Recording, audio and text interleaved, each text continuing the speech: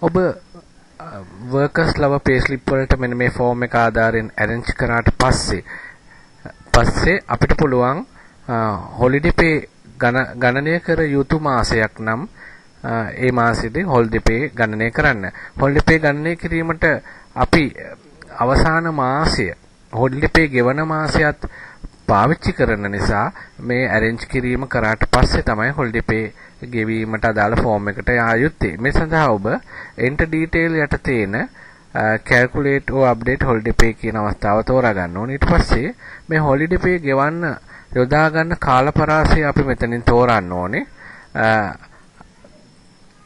ඒ කාලපරාසය තෝරලා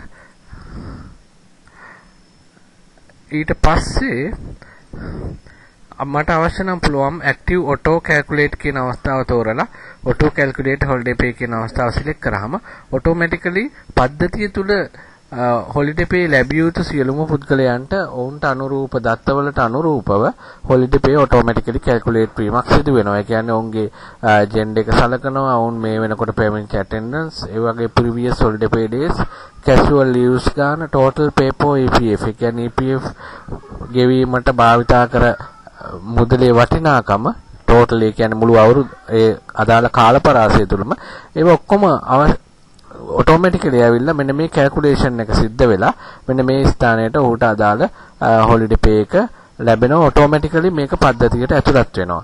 මේ ආකාරයට holiday pay ගණනය කිරීමට පුළුවන්. එහෙමත් නැත්නම් යම් යම් තොරතුරු පද්ධතියට ඔබ මේ වෙනකොට දාලා නැත්නම් ඔබට manually ඔවුන්ගේ අංකේ මෙතනට ඇතුළත් කරලා ඔවුන්ගේ gender එක, attendance, previous holiday pay day එක පුද්ගලයන්ට අදාළව ඔබට manually add කරලා මෙතනින් set කිරීමෙන් ඔබට ලබා ගන්න පුළුවන් මෙන්න මෙතනට අවශ්‍ය වෙන අගය.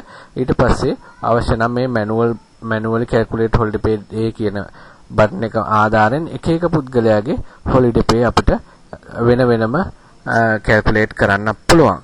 එහෙමත් නැත්නම් ඔබ පද්ධතියට holiday pay නැවත මෙම automatically ක්‍රමයෙන් calculate කරන්න අවශ්‍ය මූලික දත්ත මේ වෙනකොට පද්ධතියට දාලා නැත්නම් ඔබට පුළුවන් වෙනම manually calculate කරගත්ත holiday pay අගය පද්ධතියට ඇතුළත් කරන්න මෙන්න මේ arrange slip කියන form එකේ ඔබට අවස්ථාවක් තියෙනවා. මෙන්න මේ holiday pay කියන ස්ථානයට එතන එම අගය ඇතුළත් කරන්න පුළුවන්. අදාළ පුද්ගලයාගේ EPF number එක ඇතුළත් කරලා ඔහුට අනුරූප holiday pay එක මෙන්න මේ ආකාරයට ඇතුළත් කරලා අප්ඩේට් කිරීමක් සිදු කරන්න වෙනවා.